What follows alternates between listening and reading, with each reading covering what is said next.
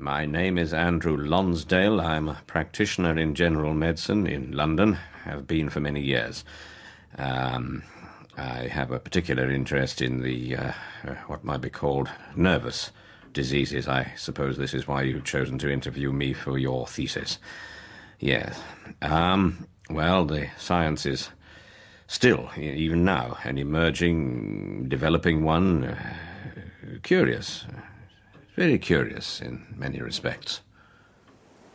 Do not ask me too many questions. That is the only thing, I pray, Dr. Lonsdale. Through here. I shall, I think, never forget my first visit to Miss Cusack. Miss Florence Cusack. I am well aware, none better, that my condition is abnormal. But believe me, I am forced to do what I do. She excited my sense of curiosity at once. She was young, handsome. Oh, very handsome, yes. I need help, Doctor. Such help as I believe you can give me. She possessed, to all appearances, superabundant health on our first meeting. Her energies were extraordinary, and her life, well, completely out of the common, let's say.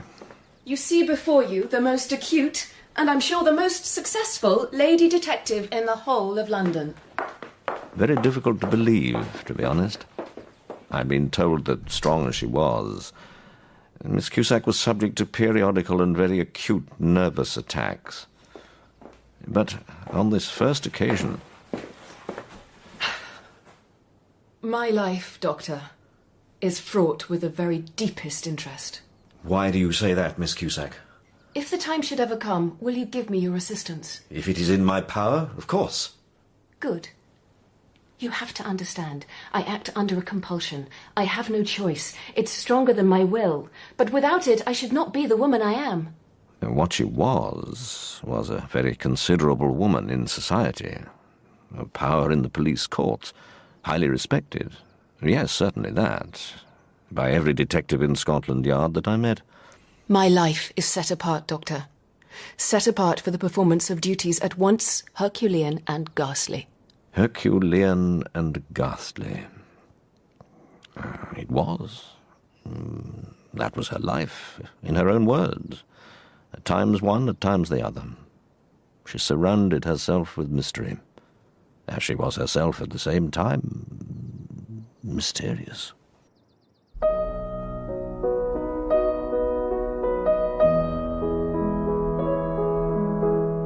Mr. Bovey's Unexpected Will by L.T. Mead and Robert Eustace, with Elizabeth Conboy as Miss Florence Cusack.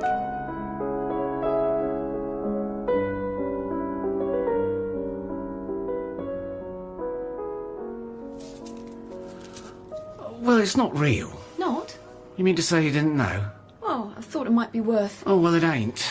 It's good mind, but it ain't. 5 bob. Is that really all? Well, I'm doing myself at 5. Them gold balls outside the shop, they're not there to advertise me as a charity, you know. Do you maybe want to think about it whilst I serve?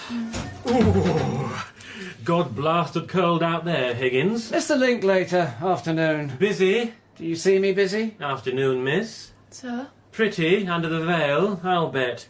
Look at her goods close, eh, Higgins? I'd hate to see you cheated. Have you got anything for me then, Mr. Linklater? Ah, well, as to that, Bovey will die tonight, in all probability. I may or may not be successful. And if you're not? Yes. In any case, it pays to insure against loss. We shall need to be prepared. That's for the future, then. The other business? Isn't the heavy metal here already? It is. Good weight, too. The other will follow in another day or so. Look out for the advertisement. It'll be in the agony column now. I've had to order more coking coal. At the present, I can't raise enough heat to do the job. It's not every time, not reliable. Not so loud. You can't tell whose pretty ears may be wagging. I think I'll be better off not to pop it after all, Mr. Higgins. Not for any 5 bob. It's your loss, miss. Little maid on an evening out, trying to raise the money for her good time on one of the family's necklaces, hoping it won't be missed. I can spot them when I see them, me. No fear from the likes of her. Inspector, I advise you to go at once to Higgins' pawn shop on the Ravenscourt Road. You'll find a coining operation taking place there. False sovereigns are being turned out by Higgins and another man by the name of Linklater. Yes. I suspect the latter to be the criminal instigator, but you'll only put a stop to them if you lose no time. Get your hands off me! I'm an honest man! There's nothing there, miss. Nothing? Not a single incriminating piece of evidence. I told you this is all a false, wicked story! Shut your row, Higgins. All the coin in the place, not that there's much of it, but it all seems to be perfectly genuine. There's no short weight, no clipping, no milling. They've hidden it. That woman's no more, no less than a police spy. Agent Provocative, that's her! Your leg, you scurf. Close him up. Miss Cusack, we've searched the place from top to bottom. If there was any evidence of coining there, we'd have found it, I do assure you. And where is the man Linklater? Not there. You have let him go. Miss, he was not there. You have bungled this, Inspector, and worse, you have given these men a warning that will make our task all the harder the next time. No, Miss Cusack, bungling is not a fair word. The police followed your warning, your unsubstantiated advice, in good faith. It was not. We have got a man in custody. We shall be obliged to release him shortly because we have no evidence against him. But then you must question him. We will. And I do not expect in all faith to learn anything from him. Because the man Higgins is an old hand at the game, Inspector. That is why. Yes, it may be so, but unfortunately it remains to be proved. So, I'll be bidding you good night, Miss Cusack, with that. And if I might ask you, please, to present me with some evidence next time you may come a-calling. Miss Cusack must have suffered such misfortunes before, but the change that came over her, all her sprightliness disappeared. It was fascinating. Her eyes, they were of the darkest blue. Quite lost their habitual fire. Even her passion for her work. I will not go. I will be there, and without your evidence, the police investigate... There is no point. Why can't you understand? You cannot shut yourself I up. will not be humiliated again in any way. Miss Cusack. Leave me. Let me offer you some Get out of my house! Interfering doctors, I will not have you tell me what I must do. Go! For some weeks she remained in this condition, raging, I think, with herself. I suppose, yes, it was of great interest to me as a doctor, of great concern to a friend. Oh, Florence, you must. Please help me. I beg you to speak up for me. This is a foolish attachment. It isn't. And Letty, you are the fool. Nobody listens. But Edgar is my life. Your life? Your guardians are right. What kind of a life depends upon such a desperate gamble? Oh, you have no heart, Florence Cusack. It's well known. Letitia, you know nothing. I have a heart. It troubles me enough, without adding to its burdens the vicarious lovesickness of my younger cousins. Oh, there's no talking to you in this mood. Then go. And it isn't true that Edgar's fortune is desperate. Mr. Bovey's will is entirely legal. Bovey, you say? Well, yes. Did I not mention... Certainly you did not. I cannot believe even you, ignorant enough to keep the information from me. Bovey, of all names. Does it change matters? Oh, merely everything. Well, and do you mean to tell me then, Florence, that you have ranted at me like this for a misunderstanding? Oh, yes, let the tears come now. You could exploit my guilt with them too if I allowed myself any. You are cruel. It's my condition to be cruel. In retrospect, I think this was the moment at which Florence, Miss Cusack began to emerge again. Her telegram asked that I put aside all other work and go to her at once. Demanded it, rather. Florence tells us you are very much interested in queer mental phases, Doctor. Are you not? I have made it my private study for some years. Then we should like your opinion as to the mind of a man who produces a will, well, a will so unusual that it makes his legatee worth quite literally his weight in gold. You will need to explain in greater depth, sir, before I could venture a diagnosis. It goes like this.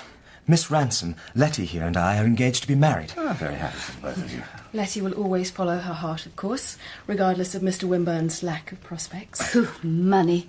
You can't do without it. You above most. Certainly that will not present any difficulty, Doctor, if things pan out right. Because, you see, I am one of the claimants to the late Mr. Henry Bovey's unexpected will. Bovey. Do I know the man? I suspect you may soon be writing a medical paper on him. He was a most absolute miser. Ah, well, there are many excellent papers already published dealing with that phenomenon. But the will, Florence, that is the most important thing. Oh, of course, Letty. What an excellent prompt it is. Mr. Bovey died last month at his small house in Kew. He was unmarried. All his life? We believe so. Ah. Is that significant then, Doctor? Only I have often heard medical gentlemen say like that. No, Letty, they tell you to say I will not be mocked, Florence. As far as can be proved, old Bovey had no near relations in the world. Yet you, Mr. Wimburn, are one of his legatees. One of 3, yes. I don't truly understand why. I barely knew the man, though he always professed to enjoy my company. Ah. That again, it does mean something. But not to you. And whatever his motive, even those who did know Mr. Bovey well have found his will somewhat extreme. Indeed. The main bulk of the old man's fortune was in securities. These have all recently been realised. A vast sum of money, Dr. Lonsdale, and all in gold. Literally? In sovereigns, bags and bags of sovereigns. All locked up in a safe at his former house. A clause in the will names the 3 claimants Bovey allowed to his property, and it says that the legatee shall be the one whose net bodily weight is nearest to that of the accumulated sovereigns. There will be a weighing competition tomorrow morning, Dr. Lonsdale, and my Edgar will become a rich man. You can hardly be certain of that. Edgar can do anything he sets his heart upon, Florence. Well, whoever this Mr. Henry Bovey was, he would scarcely need a doctor to pronounce that he was out of his mind. I never heard a more crazy idea in all my professional life. Nevertheless, the crazy idea is to be carried out. I don't suppose the amount of the fortune is known. So we could calculate its weight in sovereigns? Simple enough arithmetical puzzle. Perhaps, fortunately, no. Mr. Wimburn is therefore to be spared starvation, or force-feeding like a foie gras goose so he may make the weight. Poor Edgar, we wouldn't do that to you. Graham carries more weight than I in any case. Oh, I infer by your tone you consider that gentleman to be your chief rival? If Mr. Campbell Graham, no gentleman, by the way, if he should win, Doctor, as a matter of urgency, he will have to be dealt with. I won't have him win. You will have little say in it. And then, he is a very ardent lover of yours, Letitia, with the additional allure of a great fortune, who knows? That is a contemptible thing to say, Florence. Very well, so it is. But Mr. Campbell Graham will not be impressed by your choice, and nor will your guardians, should he win the Bovey fortune. I should rather die. You spoke of 3 claimants, Mr. Wimburn. Oh, Tyndall scarcely counts. Unless he should somehow carry off the prize. There is that. He was old Bovey's man. He might know something about weight. So, will you come with us to Kew tomorrow, Dr. Lonsdale? Be present at the weighing ceremony? Certainly I will. Should be a novel experience. An impartial witness on our side may prove invaluable. Oh, how I wish we could be there to see it for ourselves. Oh, will you not then, Miss Ransom? Doctor, the gentleman will be weighed unclothed. The journey to Kew was revealing, in a sense. I spent much of it observing Miss Cusack, which I have to say was my responsibility. She had brought with her several pages torn from, I forget which newspaper, maybe several agony columns, every one of them. She was folding them over and over each other, reading for a few seconds and then fold again. Is it too much to speak of her actions as obsessive? I don't know.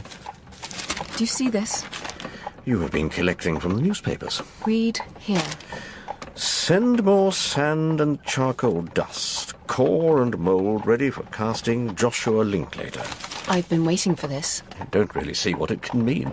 Metalwork, I surmise. It's all of a pattern. Here, 2 weeks ago. You don't give me the opportunity to read it. It says, Fireclay now to be formed. Joshua Linklater. Perhaps you would favour me by explaining. Here, anthracite, quarter ton, delivered Friday, Joshua Linklater. I may never have to explain, Doctor, or, on the other hand, I may. We shall see. Tell me, does it amuse you to tease me with a set of inexplicable newspaper cuttings? No. Your indifference is entirely expected. I am far from indifferent. I'm merely ignorant as to their meaning. But I am not. They may be of the utmost importance, or even... Tell me. Or they may mean nothing at all. Nothing at all. But she continued to devour the contents of those agony columns all the rest of our journey. And from time to time she would look across at me and smile. Smile for me. Knowledge. She had that way of making it plain that the world was ignorant. I was ignorant. But she knew things. Our party seems to be complete, gentlemen. I think we may proceed instanter to the execution of the late Mr. Bovey's will. One way or another, you brought along a lot of witnesses, Wimburn. A man might think you suspected there'd be some fast and loose play. Not at all, Graham. I have complete confidence in Mr. Southby's probity. Too kind.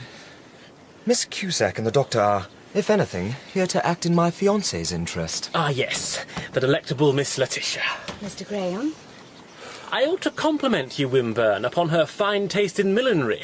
The hat she wears this morning must be worth, well... I don't know how much. It's her money. A gentleman should not speculate.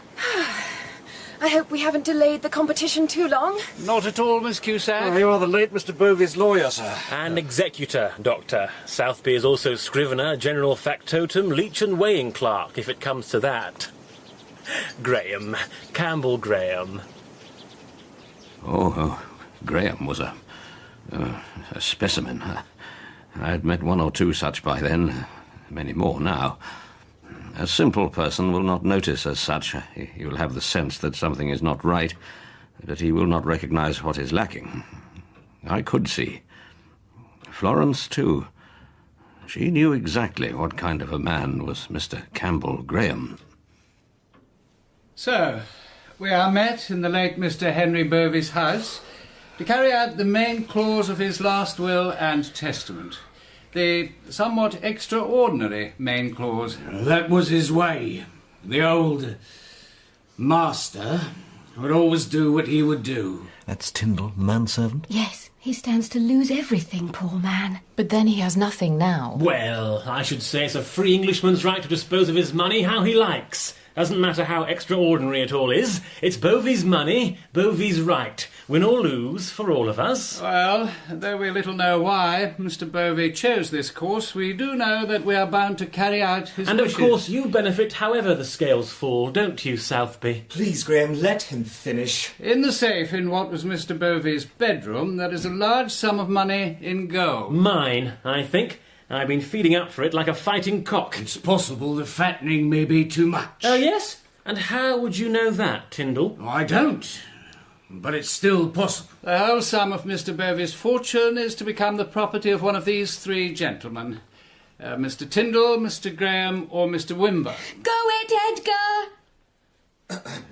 Control yourself, Letty. That gentleman will be he whose weight shall nearest approximate to the weight of the gold. We may take it the weighing machinery has been properly calibrated. Oh, yes, Doctor, most carefully checked. But should you wish to verify the No, calibration? no, I'm hardly an expert there. May we proceed, Mr. Southby? By all means. These ladies won't be witnessing. Oh, no, of course not. The impropriety. They may see the gold, Wade. Your masculine secrets are safe without us. If the three gentlemen will kindly follow me. Let the ladies come along. I, for my part, have nothing shameful to hide. Graham, I warn you. Well, battle is to be joined, and one of the three will become a rich man. The competition took place in what had been a miser's bedroom. An unprepossessing stage for the coronation of a new Croesus, I must say. It smelt of mildew. And money. Damn. I hope we won't have to take long about this. I don't want to catch cold. You'll be able to put your clothes back on just as soon as you're weighed, Mr. Graham. Perhaps he should be first if he feels the chill so much. So you all know the better what you're up against, Tyndall. I don't think I shall. Wimburn can go first. Warm up the scale seat for me. Have you any objection to that, sir? None at all, Mr. Southby. My assistants have placed 10 stone already in the opposing scale. Do you wish to verify that, Doctor? No, it will be the same for all. Half stone weights and then pounds, please. What you asked, Mr. Tyndall, may I ask you... And you better watch what's going on, Doctor. Witness as you are, though not of my choice. I can observe and converse at the same time. I want to inquire of you if you knew the late Mr. Bovey's mind. So you can gain by writing him up, you mean? I know what you are, what kind of a doctor. Quackery. An infant science, I grant. Indian fakir tricks. Filthy thoughts put into people's heads. I know what's up here, Doctor. It's a simple thing, and at the moment it's concentrated on a large amount of money. Of course. Tricked from me. I know I won't get it, but there's no justice in this world. 32 years I have toiled looking after that old man, to be cut out like this, stripped bare, truly. Nearly there, I'd say. There's always hope until the last coin is cast into the pan. Ounces now, gentlemen. Perhaps beyond that, for all you know. But the scale won't fall for me. Bovey's seen to that, all right. 32 years. Hold that there. Let's see, Mr. Wimburn at 12 stone, 11 pounds net. Thank you, sir. May I... Certainly. So, shall it be Mr. Graham next? Tyndall's shaking like the skeleton he is. Let him try his luck. I'll be warm enough a while longer. Very well. Sir, if you will. He doesn't seem to give much for his chances, Mr. Graham. Well, Tyndall should know it if anyone does. He was closest to the money. Lived with it for 32 years. What do you think? I've said, I think it's a man's right to be able to dispose of his property to exactly whomsoever he favours. And if that should prove to be you? Then so much the better. It seems an unnecessarily cruel competition. Oh, see here, Doctor. The old man was a skinflint. He loved money. So do I. So do we all. Perhaps he liked his sport cruel. I mean, what's that to me, how he uses what's his? And what were you to him, may I ask? You mean, why am I laying claim to his fortune? We did business together. I made some money for him. He made a tidy profit. Gratitude, then? Oh, I doubt that. No, if you've made money all your life, better to give it to another man who makes money. Look at the alternatives. I don't see any harm in them. No, you wouldn't. How about flinging it all away on a silly girl? Do you think Mr. Wimburn will do that? Or worse yet, not having anything to do with it, but just knowing you should have it because it's your idea of justice. Mr. Tyndall at 11 stone, 6 pounds and 3 ounces. Oh, lightweight, found wanting in the balance, I'd say. It's all up to me now, but I'm well used to that. Mr. Graham, if you please. His bravo demeanour was so much sham. Perspiration was breaking out on his brow and upper body as each weight was added against him. His inner fear of proving the loser. Mr. Graham, finally at 13 stone, 9 pounds and 6 ounces. Good feeding, Tyndall. Puts the weight on. You wouldn't have got much of that, eh? Once you've resumed your attire, we will, with your permission, gentlemen, summon the ladies and proceed to weigh the gold. Do you wish to call into question anything you've witnessed thus far, Dr. Lonsdale? Not at all, Mr. Southby. I have made careful note of the gentlemen's respective weights, and I can see no obvious discrepancy compared to their physique. Good. Then let us open up the safe. Human curiosity. It is a most powerful phenomenon. We all pressed round the lawyer, everyone anxious to get first glimpse of the old man's hoarded money. Even Florence Cusack was only one excited pace behind her pretty cousin. Goodness. It's literally packed. Rescue those fallen bags, Southby. We wouldn't want any to escape. Who would have thought the old man to have so much cash in him? Well, I would, miss. 32 years. I learned a thing or two. Much good did it do you then? Penniless now, penniless after. Well, let's see about that, Mr. Graham, shall we? Into the balance. Oh, if all those bags should contain as much gold! They do. A fine fortune awaiting one successful gentleman. The business was now begun in earnest. Bag after bag opened, contents shot into the great copper scale pan. 100 pounds weight. No one else spoke. All eyes just fixed on that ever-growing pile of yellow metal. and the cast-iron blocks opposing it. £150. Oh, bloody hellfire. Something wrong, Tyndall? Oh, you know there is. The old servant has lost? He is 11 stone 6 or 160 pounds. Still 8 more bags to untie. He knows he's quite out of the reckoning. He has known that from the start. Extraordinary. How can you know? It's not the only thing written in his face, Doctor. Open another one, do, Mr. Southby. Well, then look at Graham. Agitation is consuming him. This will evidently be a near thing. That is the last bag. At exactly £180.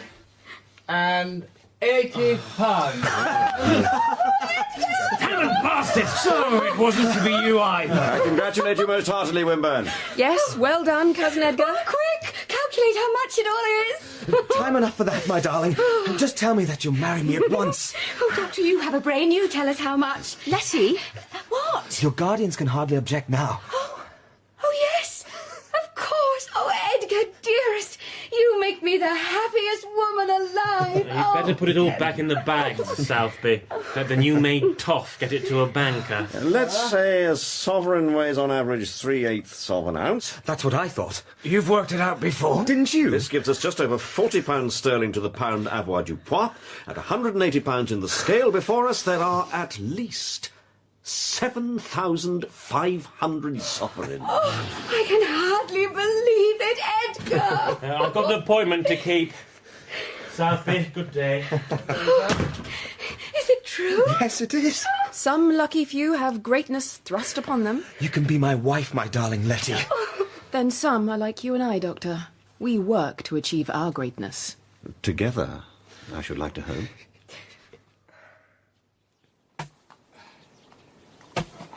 Just a few more to go. You shall not be so mad as to go alone. My dear Edgar. But nobody knows what I'm doing, for goodness sake. You're carrying practically your own weight in gold, Wimburn. Our future. A short way into safe hands. If Mr. Wimburn wishes, I'll go with him to the bank. Is that a good idea? The thing was fair and square, Miss Cusack. I'm sorry I didn't win, I'll admit that. But I'd rather you had it, sir, than Mr. Graham. You're not alone in that. So I put my disappointment aside and congratulate you, sir. Thank you, Tyndall. It's big of you. If you'd like to come with me, I should be very glad of the company.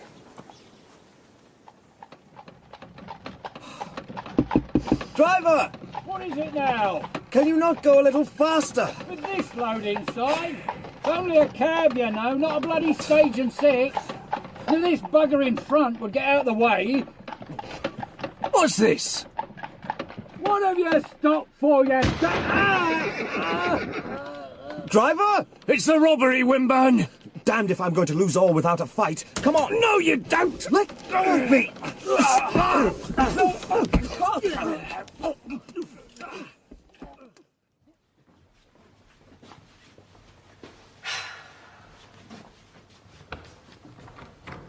Ah, you've not heard. My dear Miss Cusack, whatever is the matter? It's been cried in the streets already, man. The money is gone. What? Stolen on its way to London, just as we feared. Oh, it looked like a regular highway robbery, I'm certain of that. On the Richmond Road and in broad daylight. The police think it was a lucky strike. We know better. I suppose we do. 2 men in a dog cart met the cab, shot the driver, seized the gold and drove off. What about Wimburn? Letty is even now at his bedside. It seems there was a desperate struggle. He's been badly hurt. Oh, my good Lord. I hope for her sake his looks are not so damaged as his fortune. No, I hope it for his sake. But what about Tyndall? He was with him. Oh, Tyndall was in the plot. Must have been. All we know is he's escaped and hasn't been heard of since. The whole thing was planned to a moment. The cab driver, you said he was shot. Dead. So it is a capital offence. Well, they cannot have got far with that much money, so they must be caught. You are the most honest and valuable of men, but you are hardly equipped to understand their tricks, Doctor. I am. Come. I need you.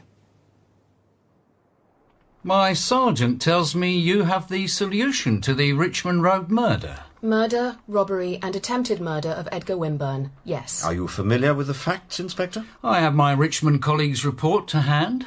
It amounts to very little. Mr. Wimburn's own evidence is somewhat brief. The man was beaten within an inch of his life. What do you expect? Well, to be honest, Doctor, I expect Miss Cusack to have some scheme in her head. Have you not, miss? From the very first, I feared some such catastrophe as has really now happened. There is a man in this, Inspector, who has passed for a gentleman of position and means, but I tell you, he is a mere adventurer. And this man would be... I have known him, and of him, for a long time. I have never trusted him. And there, see? Joshua Linklater. Yesterday's agony column. I've seen this. Yes, but could you make any sense of it? No, but I trust Miss Cusack's genius. This is the man, Linklater, you set us on before. The coiner we couldn't find.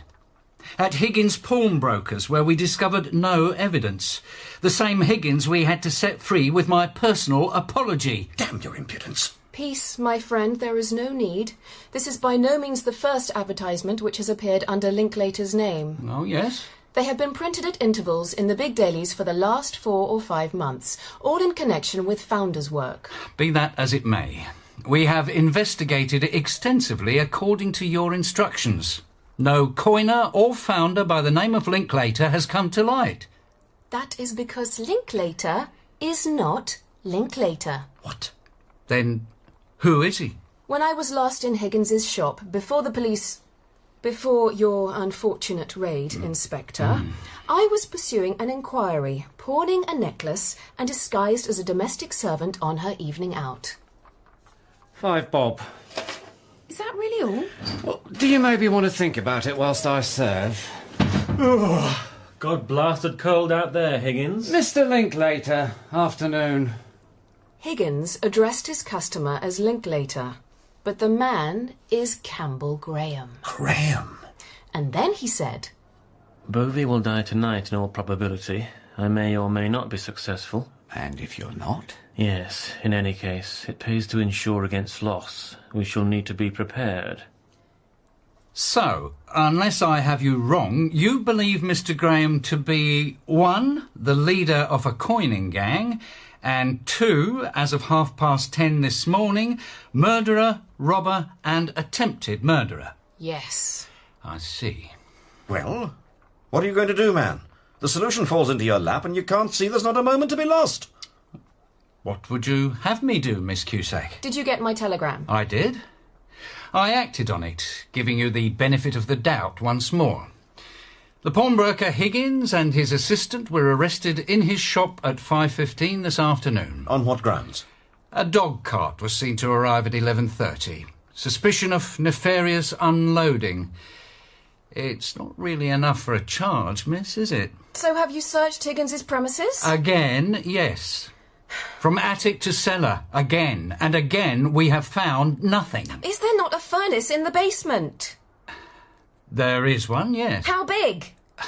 Unusually large, but empty of all Then we evidence. must take up the leader of this gang, and as soon as possible. Campbell Graham. He is a desperate man. All his fixture depends on his getting Bovey's fortune. As the scales declared in Edgar Winburn's favour, I saw Graham's face. Inspector, murder was written there.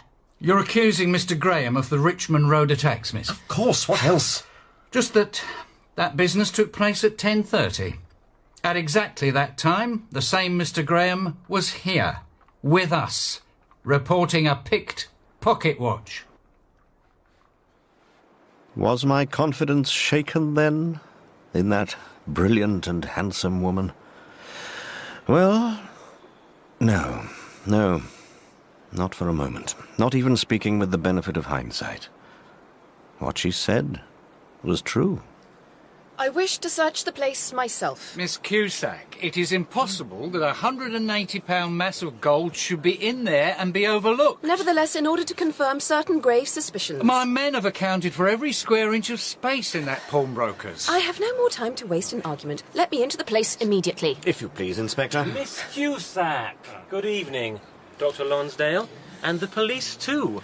What an unanticipated encounter. You. Have this man taken up at once. That's damned unfriendly, particularly to a fellow who's already suffered 2 strokes of bad luck today. Unfriendly? Tell that to Edgar Winburn. Tell that to Letty Ransom, who weeps at his bedside. Florence. No, miss. Let me be. I could press charges for that assault. Blood. See, Inspector?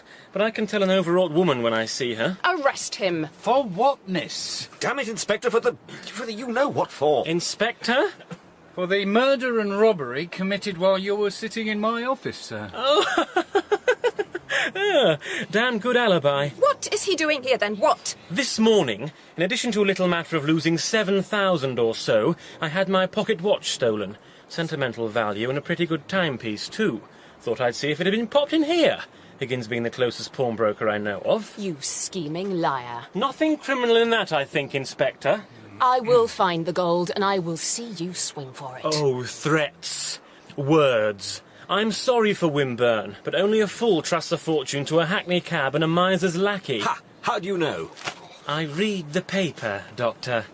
I learn things from the daily press. So do I, Joshua Linklater. Campbell Graham, at your service. Miss Cusack?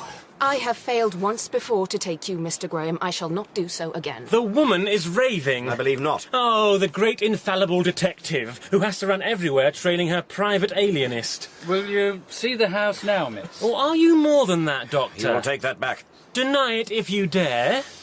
Let us go in. At once, if only to get me away from this man. Well, I'll wait here for you to arrest me, Inspector. All she has to do is find the vanished gold, break the ironclad alibi, put the gun in my hands on the Richmond Road, and no doubt she can sort out any missing link later.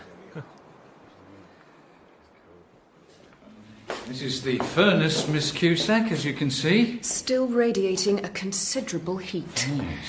This has been greatly enlarged since you last fruitlessly visited the place, Inspector, has it not? Evidently, miss.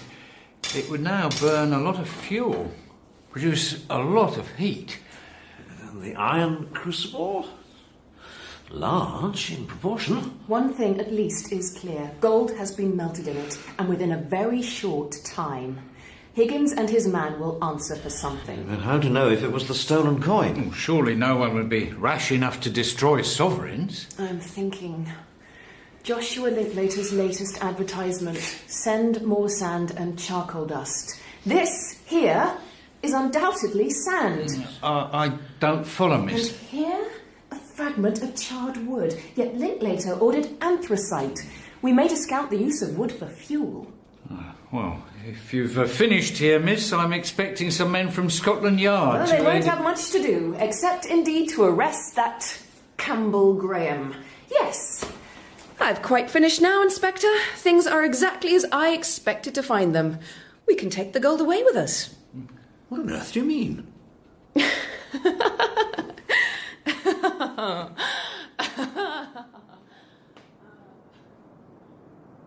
This is Higgins' sleeping quarters. There's nothing here, miss. Look out. Inspector? Doctor? Found anything yet, detectives? Found that which will hang you, Graham. I'll believe that when I see it. There barks the dog that returneth to his vomit. Then we must make him choke on it. In that case, come. Look out. Both of you. Why, you are both now gazing at the gold. Oh, I can see nothing of it. What do you call that, then? Well, the pawnbroker's sign. 3 golden balls. The Lombard symbol. Lean out, Inspector. Touch the lowermost ball. Oh, it's hot. Let me pass, if you please.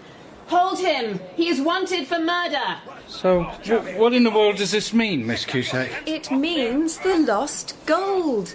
Cast as that ball in the crucible downstairs. I said all along that Linklater's advertisement might prove of the utmost importance. And you were right.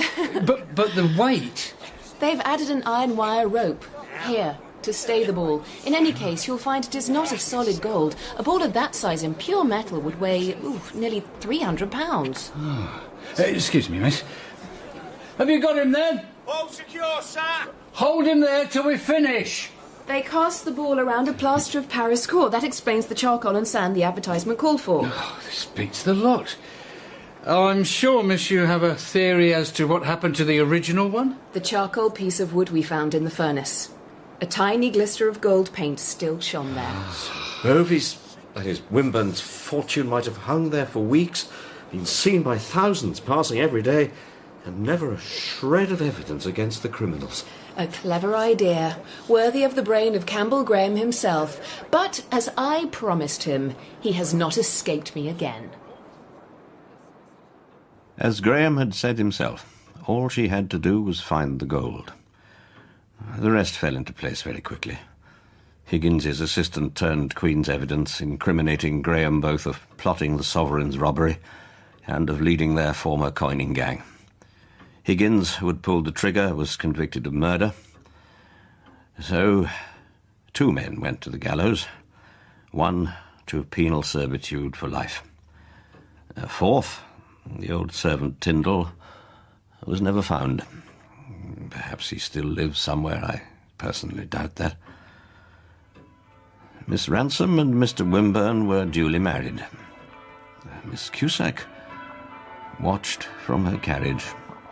She would not go in. She was not...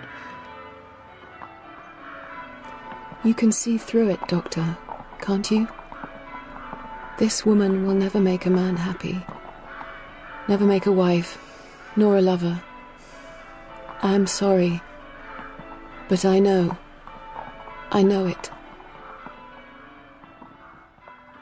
In that, perhaps uniquely, she was proved wrong. That is, if she was speaking truly of Letty. No woman could equal her. No woman.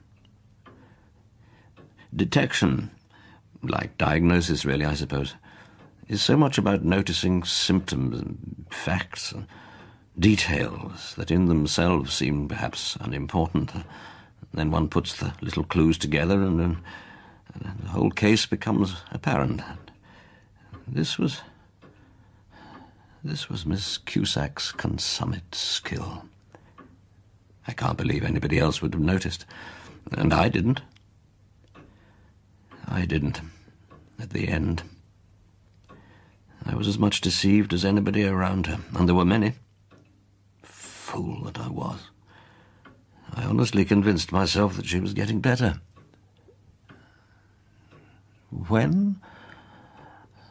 The 5th of August, 1902. She was 33 years old. I've known patients get never a more noble mind or throne. Waste. I wrote her death certificate. I couldn't trust another man to put what needed to be said. So it was simple heart failure after all. She would have seen through that. And I took back the empty bottles, laudanum, replaced them in my visiting case from which she'd... I was her friend. I was her friend. Florence. I'm sorry. Can we please stop this now?